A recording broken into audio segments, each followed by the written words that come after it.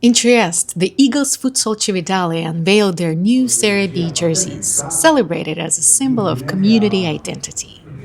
Regional Governor Massimiliano Federica praised the team's role in promoting both local pride and the broader values of sport, from health to social inclusion. Friuli Venezia Giulia, he noted, remains among Italy's strongest supporters of grassroots athletics.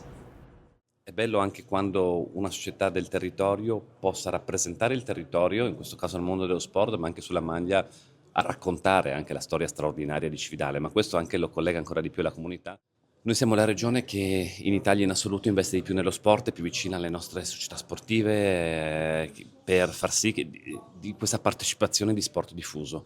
C'è ancora molta strada da fare, ma la regione sta investendo molto e devo dire che la risposta da parte del Friuli Venezia Giulia e delle società che ci sono e delle famiglie che portano i ragazzi e le ragazze nelle società sportive è straordinaria, dobbiamo continuare e crescere ancora di più.